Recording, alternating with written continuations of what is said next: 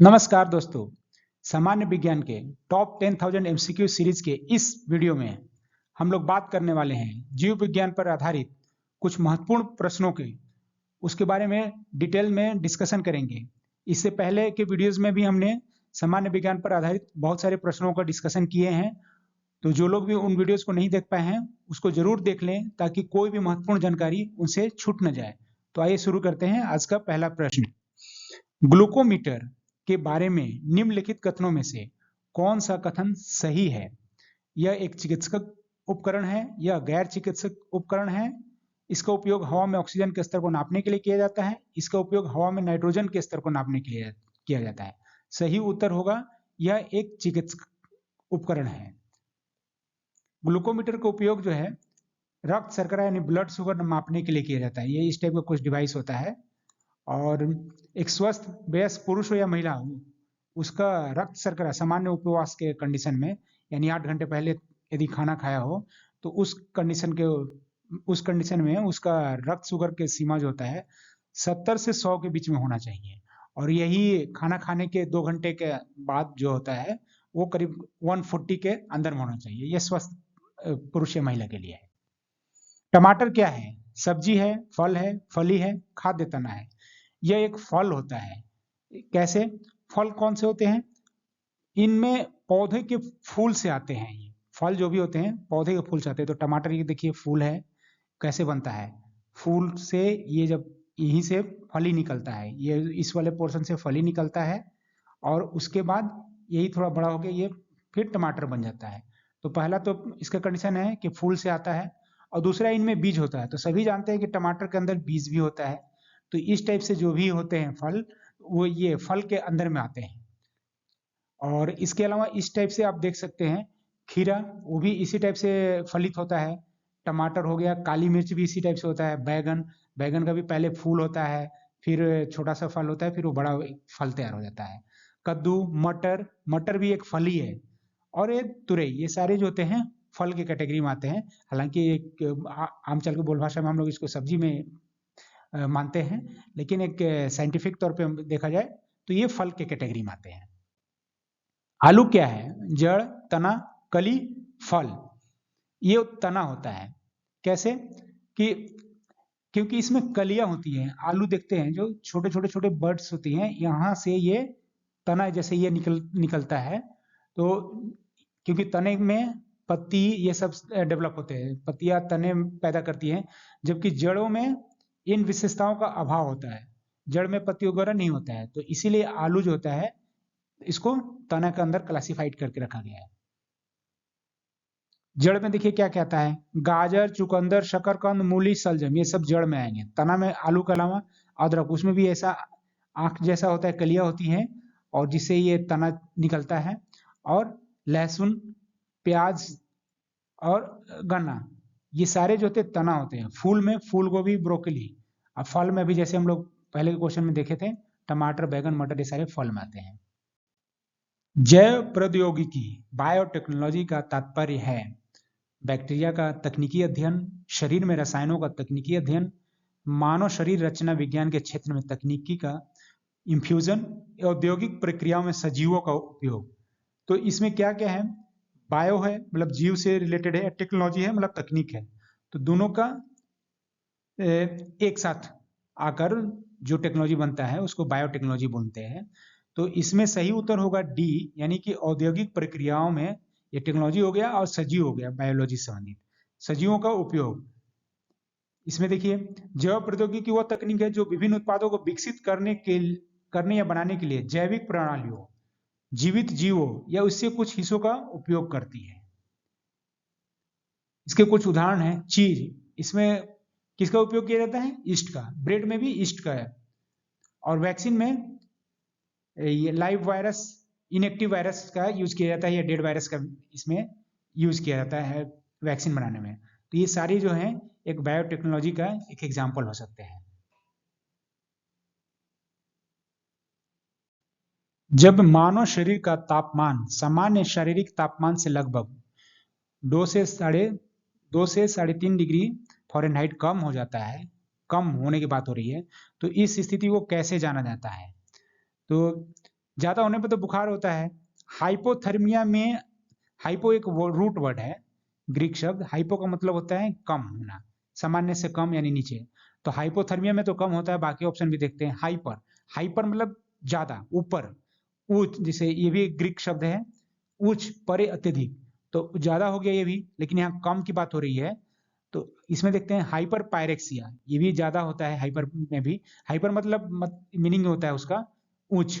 तो ये देखिए, रूट वर्ड भी याद रखने से बहुत हेल्प होता है। हाइपर हाइपो याद रखेंगे तो आपको पता चल जाता है कि किस में कम हो ज्यादा हुआ। तो हाइपो वाला तो सिर्फ यही है, हाइपोथर्मिया। तो इसी में तापमान जो है कम होता है, तो सही उत्तर बी ही होगा, हाइपोथर्मिया होगा। और देखिए बुखार में क्या होता है, 37 डिग्री यानी 98.6 डिग्री फ़ारेनहाइट से ज्यादा हुआ तो बुखार हो गया। और हाइपरथर्मिया इसको अतिताप बोलते हैं, यानी 100 डिग्री 100.9 डिग्री फ़ारेनहाइट से ऊपर को अतिताप, अतिज्वर भी बोलते हैं, इसको हाइपरथर्मिया बोलते हैं। और 106.7 डिग्री फ़ारेनहाइट से ऊपर गया तो ये पूरा हाइपर पायरेक्सिया हो गया, बहुत हाई हो गया टेम्परेचर। और ये जब 2 से 3.5 डिग्री यदि कम हो गया तो उस कंडीशन को हम लोग ये हाइपोथर्मिया बोलते हैं। ऊष्माजनक कैलोरीफिक की मात्रा निम्नलिखित में से किसमें अधिकतम होती है? ऑप्शन है कार्बोहाइड्रेट, वसा, विटामिन, प्रोटीन। सही उत्तर होगा वसा, क्योंकि ये देखिए कार्बोहाइड्रेट में 1 ग्राम में 4.1 किलो कैलोरी होता है, और वसा में 9.45 किलो कैलोरी 1 ग्राम वसा देगा। विटामिन में कोई कैलोरी नहीं होता है, विटामिन, खनिज, पानी, इनमें कोई ऊर्जा नहीं होता है। और प्रोटीन में 5.65 किलो कैलोरी पर ग्राम, यानी कि 1 ग्राम का प्रोटीन जो है 5.6 किलो कैलोरी प्रदान करता है। तो सबसे ज्यादा किस में हुआ? 9.45, ये वसा हो गया सही उत्तर। त्वचा नमी प्रदान, स्किन मॉइस्चराइजर का काम डैश है। त्वचा द्वारा अधिक पानी उत्पन्न करना, त्वचा से नमी की कमी को रोकना, त्वचा को फूला हुआ बनाना, त्वचा के छिद्रों को खोलना। सही उत्तर होगा त्वचा से नमी की कमी को रोकना, बी। मानव कोशिका में गुणसूत्र क्रोमोसोम होते हैं 23, 46, 44, 48। सही उत्तर होगा 46। कई बार ये 46 इस टाइप से ना पूछकर ये जोड़े में भी पूछ देता है, पेयर में। तो पेयर में होगा 23, और यदि इस टाइप से जोड़े नहीं पूछ रहा है तो 46 होगा। और मानव के आसपास क्रोमोसोम देखिए किनका होता है। रिसस बंदर में थोड़ा सा कम होता है, 42 हो जाता है। जबकि चिंपैंजी, गोरिल्ला और अंगूटान में 48 होता है, मनुष्य से ज्यादा होता है। सहजीवन का एक रूप जो परस्पर क्रिया करते हुए एक प्रजाति को लाभ पहुंचाता है पर किसी दूसरे को प्रभावित नहीं करता, उसे क्या कहा जाता है? पेरिसिटिज्म, कमेंसलिज्म, म्यूचुअलिज्म, प्रेडेशन। सही उत्तर होगा कमेंसलिज्म। निम्नलिखित में से कौन सा एक पारितंत्र यानी इकोसिस्टम शब्द का सर्वोत्कृष्ट वर्णन है? एक दूसरे से अन्योन्य क्रिया करने वाले जीवों, ऑर्गेनिज्म का एक समुदाय। इकोसिस्टम में क्या होता है? पृथ्वी का वह भाग जो सजीवों, जीवों, लिविंग ऑर्गेनिज्म द्वारा आवासित है, जीवों का समुदाय, और साथ ही वह पर्यावरण जिसमें वे रहते हैं। किसी भौगोलिक क्षेत्र के वनस्पति जात और प्राणी जात। सही उत्तर होगा सी, यानी कि जीवों का समुदाय और साथ ही वो पर्यावरण जिसमें रहते हैं, इसको पूरा एक ये इकोसिस्टम यानी पारितंत्र बोलते हैं। मनुष्य के शरीर में वर्टेब्रा निम्न में से किसका भाग है? ये तो रीढ़ की हड्डी का होता है। ऑप्शन आंत, यकृत, रीढ़ की हड्डी, मस्तिष्क दिया गया है। सही उत्तर होगा सी, रीढ़ की हड्डी। ये देखते हैं, रीढ़ की हड्डी में 33 छोटे गोलाकार हड्डियों की एक श्रृंखला होती है। ये छोटे छोटे छोटे छोटे बने रहते हैं, इनमें एक होल होता है।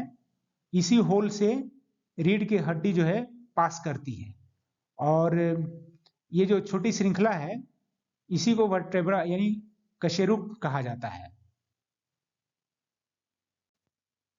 निम्नलिखित में से रीढ़ की हड्डी वाला वर्टिब्रेट, रीढ़ की हड्डी वाले को वर्टिब्रेट बोलते हैं, जीव कौन सा है?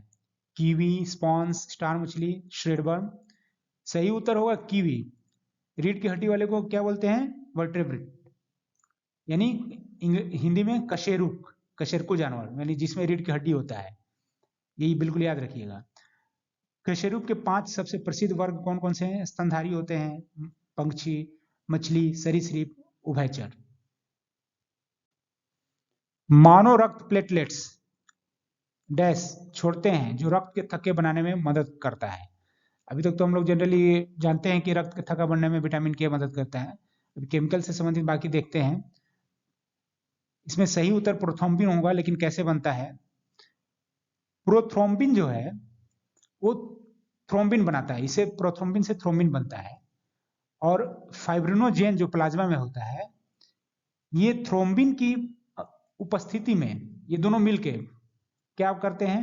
फाइब्रिन बनाते हैं। फाइब्रिन ही जो है रक्त को बहने से रोक देता है। फाइब्रिन जब बन जाएगा तो यानी कि थक्का बन गया, रुक गया। और थक्का रोधी एक होता है हेपरिन, मतलब ये थक्का का दुश्मन है, थक्का नहीं बनने देगा।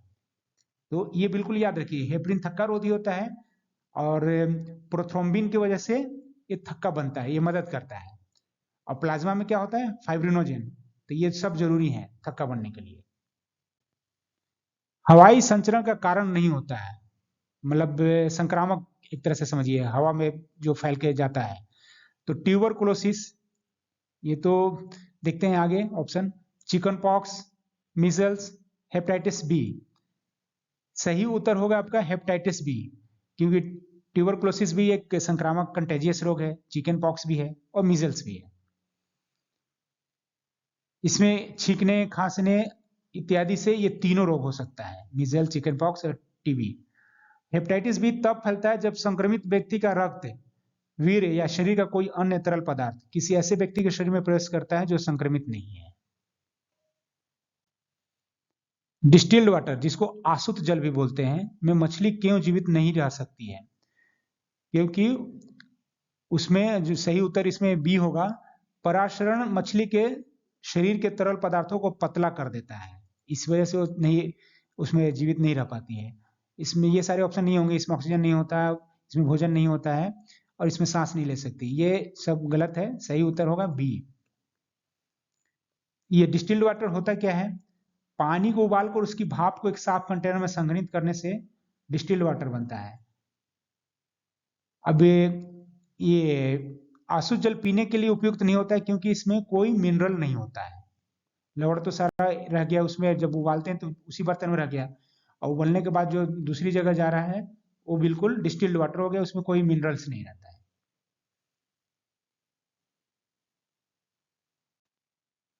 शोर के किस स्तर से ऊपर का शोर कान में दर्द एवं क्षति का कारण होता है?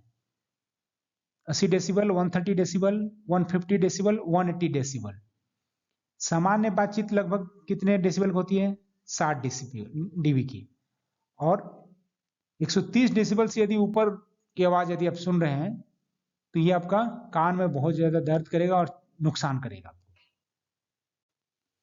निम्नलिखित पर विचार कीजिए, पक्षी, उड़ती धूल, वर्षा, बहती हवा, उपयुक्त में से कौन से पादप रोग फैलाते हैं? सही उत्तर होगा 1, 2, 3, 4, यानी कि सब, पक्षी की वजह से भी होता है, उड़ती धूल की वजह से भी होता है, वर्षा, बहती हवा, इन सब की वजह से पादप रोग होता है। निम्नलिखित में से कौन सा विश्व का सबसे बड़ा पुष्प है? सबसे बड़ा फूल कौन सा है? कमल नहीं, इससे भी बड़े फूल होते हैं। ग्लोरी लिली, रेफ्लेशिया, सूर्यमुखी। सही उत्तर रेफ्लेशिया है, ये इस टाइप का होता है रेफ्लेशिया। परागण रिक्त स्थान है, पॉलिनेशन जिसको बोलते हैं। इसमें क्या होता है? स्टिग्मा से पराग कोश एक पराग का संचार, पौधों में पराग का उत्पादन, पराग कोश से स्टिग्मा तक पराग का संचार, बीजाणु में पराग ट्यूब का विकास। नहीं, विकास तो नहीं होगा, इसमें पराग का संचार से ही संबंधित होगा। इसमें सही उत्तर होगा पराग कोश से स्टिग्मा तक पराग का संचार।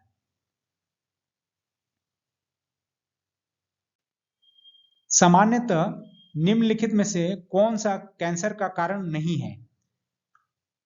पर्यावरणीय कारक, अनुवांशिक उत्परिवर्तन, अनुवांशिक संशोधन, ट्रांसमिशन।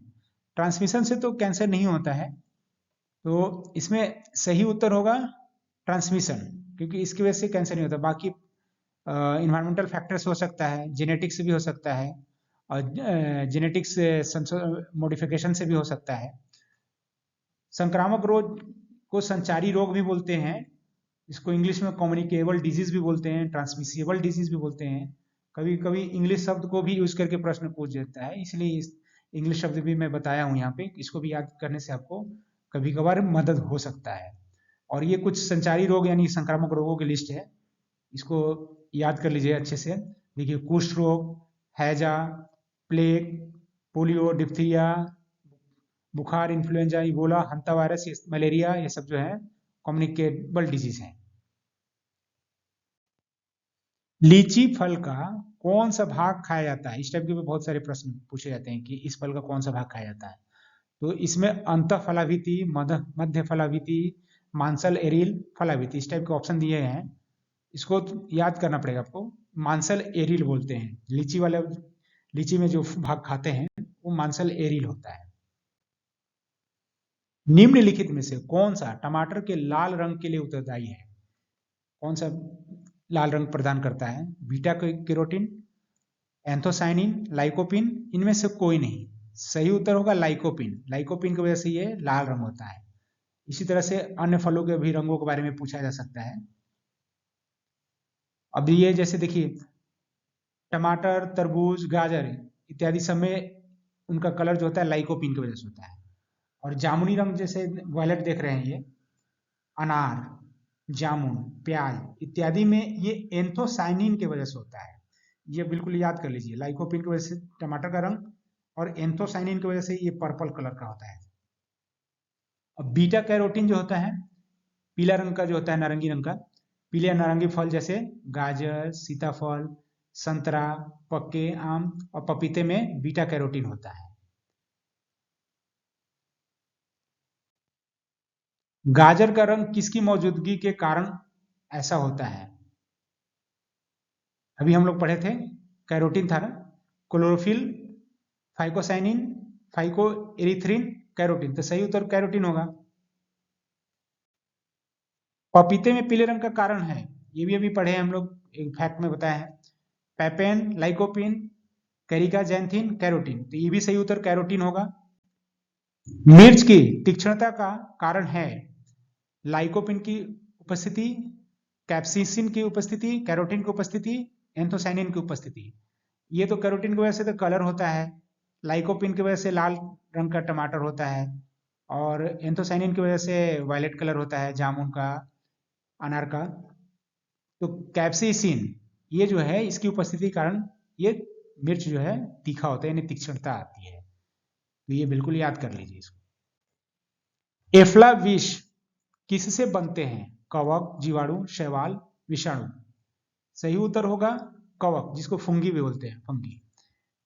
एफ्लाटॉक्सिन कुछ कवक द्वारा उत्पादित विषाक्त पदार्थों का एक परिवार, जैसे कि मक्का, मूंगफली, कपास के बीज और पेड़ के नट जैसी कृषि फसलों पर पाए जाते हैं। एफ्लाटॉक्सिन ये याद रखिए और कवक याद रखिए, इतने से आपका काम हो जाएगा।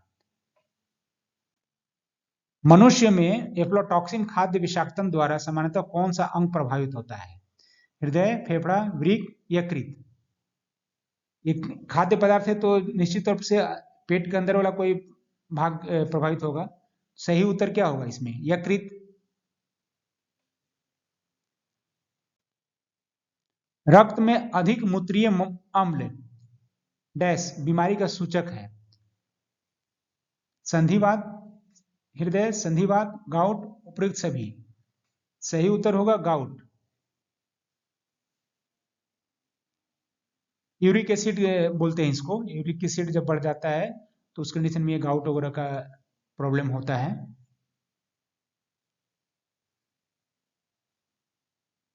गाउट को ही गठिया बोलते हैं, जो कि बहुत ही दर्दनाक होता है। दर्दनाक मतलब दर्द बहुत ज्यादा इसमें होता है। संधिवात क्या होता है? ये रूमेटाइड गठिया एक ऑटो इम्यून स्थिति है, जिसका अर्थ है कि यह प्रतिरक्षा प्रणाली द्वारा स्वस्थ शरीर के ऊतकों पर हमला करने के कारण होता है, संधिवात जिसको बोलते हैं। डोसिस क्या है? त्वचा पर लाल चकत्ते, स्मरण शक्ति में क्षति, संक्रामक रोग, जोड़ों में पुराना दर्द। यह एक टाइप का संक्रामक रोग है जिसमें सर्दी खांसी होती है, एक्चुअली खांसी होता है, हेडेक होता है, बुखार होता है, और ये बहुत जानलेवा बीमारी होता है। और ये एक बैक्टीरिया होता है, बी बैक्टीरिया जिसको बोलते हैं, जिसका फुल फॉर्म होता है बर्क होल्डेरिया स्यूडोमेलेली, या इसी को बी बैक्टीरिया बोलते हैं। बी बैक्टीरिया, ये कभी पूछ सकता है कि किस बैक्टीरिया की वजह से होता है, तो बी बैक्टीरिया या बैक्टीरिया बी बोलिए। और इस रोग को, मेलियोडोसिस को व्हिटमोर रोग भी बोलते हैं। ये पूरा फैक्ट याद कर लीजिए, व्हिटमोर रोग, मेलियोडोसिस और बी बैक्टीरिया का कारण होता है। ये जनरली मिट्टी या पानी से सने हुए मिट्टी उन सब में पाया जाता है, ऑस्ट्रेलिया वगैरह उन सब जगहों में इस टाइप का ज्यादातर पाया गया है बी बैक्टीरिया। मसूड़ों से रक्त स्राव को निम्नलिखित में से कौन रोकता है? निकोटिनामाइड, थायमिन, स्कॉर्बिक अम्ल, विटामिन बी। निकोटिनामाइड क्या है? विटामिन बी का ही एक रूप है, और ये विटामिन बी3 का एक रूप है। थायमिन भी विटामिन बी का ही एक रूप है, बी1 का। स्कॉर्बिक अम्ल होता है विटामिन सी, अब ये तो विटामिन बी है। सही उत्तर स्कॉर्बिक अम्ल होगा। और ये कैसे होता है? विटामिन सी एक्चुअली ये एंटीऑक्सीडेंट है। और स्कॉर्बी रोग का नाम सुने होंगे। स्कॉर्बी रोग में होता क्या है? स्कॉर्बी रोग जब अनट्रीटेड रहेगा तो उसमें मसूड़ों से खून निकलने लगता है, ब्लड। तो स्कॉर्बी रोग किस विटामिन की कमी की वजह से होता है? Vitamin C. तो ये विटामिन सी जो है, इसी की वजह से जो है, इसकी कमी की वजह से मसूड़ों में रक्तस्राव होता है। तो रोकने के लिए विटामिन सी की जरूरत होती है, स्कॉर्बिक अम्ल की जरूरत होती है।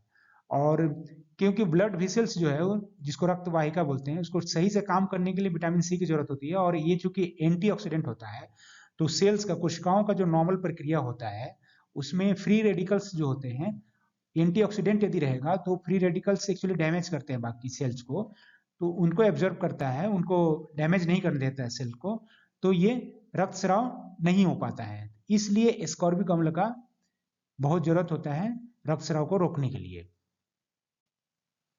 कवक विज्ञान, जिसको माइकोलॉजी बोलते हैं, ये क्या होता है? बैक्टीरिया का अध्ययन, कुकुरमुत्ता का अध्ययन, वायरस का अध्ययन, परजीवियों का अध्ययन।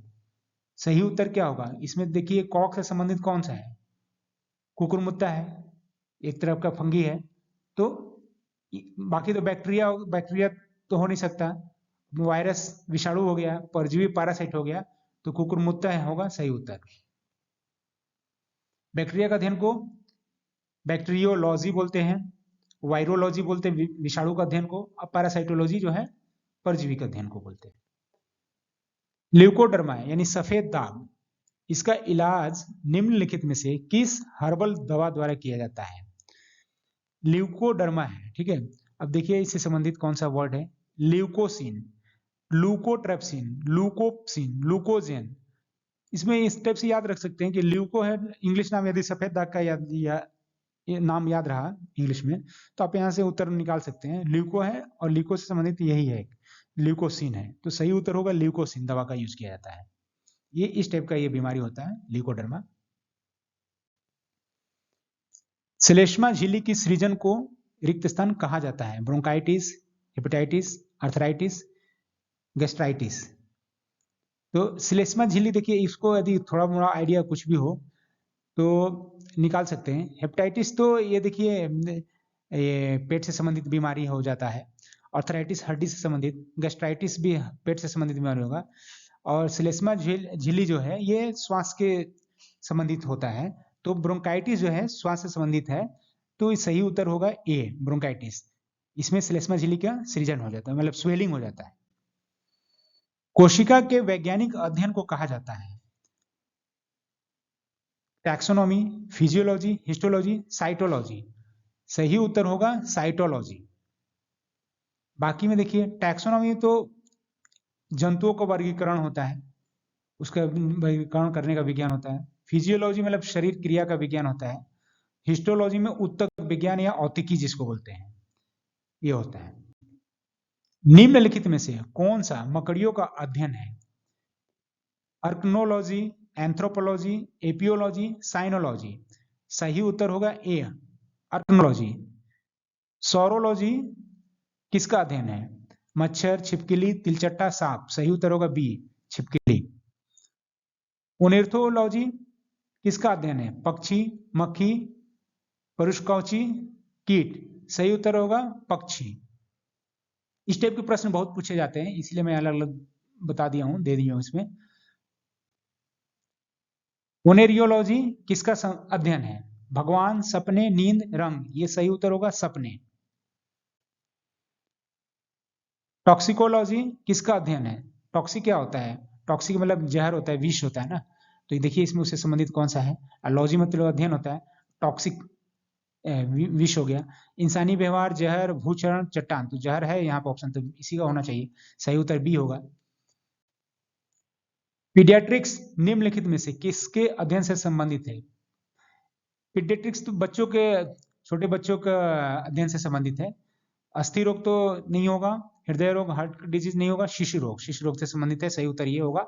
नेत्र रोग नहीं, ये भी नहीं होगा। नेत्र रोग विशेषज्ञों को ऑप्थेल्मोलॉजिस्ट बोलते हैं और कार्डियोलॉजिस्ट बोलते हैं इसको। तो सही उत्तर जो होगा सी, शिशु रोग। निम्नलिखित में से कौन सा मनुष्य का अध्ययन होता है?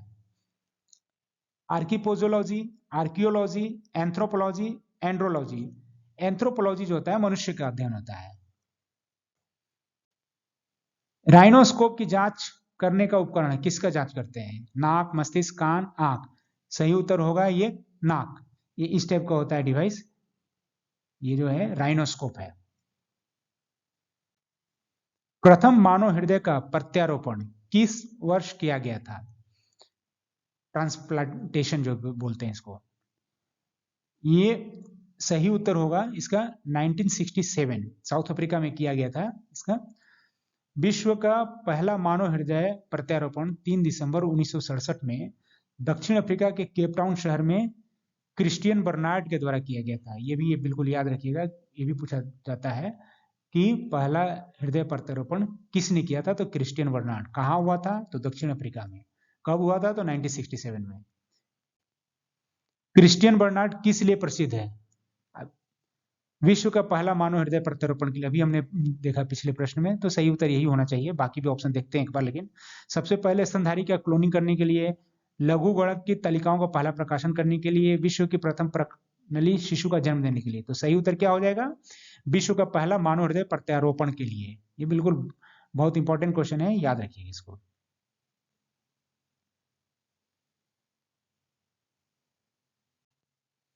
होम्योपैथी के संस्थापक कौन है? तो बहुत लोगों को मालूम भी होगा, देखते हैं ऑप्शन क्या है। लैनेक, डोमैक, वॉक्समैन, हैनीमैन। सही उत्तर है हैनीमैन। ये जर्मन थे, ये इनका पिक्चर है देखिए, जर्मन चिकित्सक थे ये। इनका पूरा नाम था सैमुअल हैनीमैन। इनको होम्योपैथी का संस्थापक कहा जाता है। लिटमस अम्ल क्षार सूचक प्राप्त होता है? जीवाणु से, लाइकेन, विषाणु, इनमें से कोई नहीं। सही उत्तर होगा लाइकेन से। लाइकेन से आता है ये, लाइकेन इस टाइप का होता है, तो इससे बनाया जाता है लिटमस अम्ल क्षार इंडिकेटर सूचक। संसार में सबसे तेज बढ़ने वाला पौधा है? बांस, चावल, मनी प्लांट, टीक। सही उत्तर होगा बांस। ये जो होता है बंबू सबसे फास्ट बढ़ता है। चिलगोजा निम्न में से किस एक प्रजाति के बीज से प्राप्त होता है? पाइन, पाम, साइकस, देवदार। ये पाइन ट्री से होता है। सही उत्तर पाइन होगा। ये इस टाइप का ये पाइन ट्री है ना, इससे चिलगोजा प्राप्त होता है। मैग्नीफेरा इंडिका किसका वैज्ञानिक नाम है? वैज्ञानिक नाम से संबंधित भी बहुत सारे प्रश्न पूछे जाते हैं, तो ये सही उत्तर तो इसमें आम होगा। बाकी भी बताते हैं आपको कुछ इससे संबंधित फैक्ट। मनुष्य का वैज्ञानिक नाम क्या होगा? Homo sapiens. धान का ओरिजिया सैटिवा, सेब का मेलस्पियूमिया डोमेस्टिका, आम का भी बताया, आंवला का फिलेंथस एम्बलिका, हाथी का एफिलास इंडिका, डॉल्फिन प्लाटेनिस्टा गैंकेटिका, पैंथरा टाइग्रिस बाघ का होता है, गाय का बॉस इंडिकस। इसको थोड़ा सा प्रैक्टिस करके याद करना पड़ेगा, इससे संबंधित प्रश्न पूछे जाते हैं। ऑस्टियोपोरोसिस किस रोग से संबंधित है? ऑस्टियो मतलब होता है हड्डी, ऑप्शन देखते हैं, हड्डी, दिल, गुर्दा, फेफड़ा। सही उत्तर होगा हड्डी। जैसे कि मैं रूट वर्ड का कई बार चर्चा किया हूँ, तो रूट वर्ड याद रहने से ये प्रश्न आप आसानी से उसका उत्तर बता सकते हैं। ऑस्टियो मतलब हड्डी, तो ये ऑस्टियोपोरोसिस जो है हड्डी से संबंधित बीमारी है। इस रोग में होता क्या है कि इसमें एक मेडिकल टर्म होता है बीएमडी, जिसको बोन मास डेंसिटी बोलते हैं, वो कम हो जाता है, जिसके वजह से जिस व्यक्ति में भी ये प्रॉब्लम होता है तो उसका हड्डी जो है फ्रैक्चर के चांसेस उसमें बढ़ जाते हैं इस बीमारी में। तो दोस्तों, हर बार की तरह इस वीडियो में भी मैं आपके लिए कुछ प्रश्न लेके आया हूं आपके नॉलेज के परीक्षण के लिए। देखते हैं कितने लोगों को इन सभी प्रश्नों को उत्तर पहले से ही मालूम है, और जिन लोगों को भी इन प्रश्नों को उत्तर पहले से मालूम है वो कमेंट में लिख सकते हैं। और ध्यान रहे, बिना गूगल किए हुए ही आंसर को लिखना है। तो पहला प्रश्न है, निम्नलिखित में से कौन सी अधातु कमरे के तापमान पर तरल रहती है, यानी लिक्विड फॉर्म में रहती है। और दूसरा है, निम्नलिखित में से कौन सा अम्ल दूसरों की तुलना में सबसे मजबूत अम्ल है। 4 ऑप्शन दिए गए हैं। और तीसरा प्रश्न है, निम्नलिखित में से कौन सा तत्व सामान्यतः स्वतंत्र अवस्था यानी फ्री स्टेट में पाया जाता है। तो जल्दी से जिन लोगों को भी प्रश्न का सही उत्तर सारे प्रश्नों के मालूम है वो कमेंट में लिखना शुरू कर दें। तो दोस्तों, thank you so much for watching this video. दोस्तों, आप यदि किसी भी प्रतियोगी परीक्षा के लिए तैयारी कर रहे हैं, चाहते हैं कि आपकी तैयारी हमेशा फोकस्ड रहे, ट्रैक पर रहे, सही डायरेक्शन में तैयारी हो, तो आप इस चैनल को सब्सक्राइब करके रख लें और बेल आइकन भी प्रेस कर लें साथ में, ताकि आपसे कोई भी इंपॉर्टेंट वीडियो मिस न हो जाए। क्योंकि हर वीडियो में इंपॉर्टेंट टॉपिक्स पर आधारित कुछ महत्वपूर्ण प्रश्नों को और उससे संबंधित फैक्ट्स को रिसर्च करके लाकर आपके सामने प्रस्तुत किया जाता है, जिस पर आधारित प्रश्न सारे एग्जाम्स में अक्सर पूछे जाते हैं। तो आप चैनल को सब्सक्राइब करना न भूलें। आप हमें फेसबुक और इंस्टाग्राम पर भी फॉलो कर सकते हैं। Thank you so much once again दोस्तों।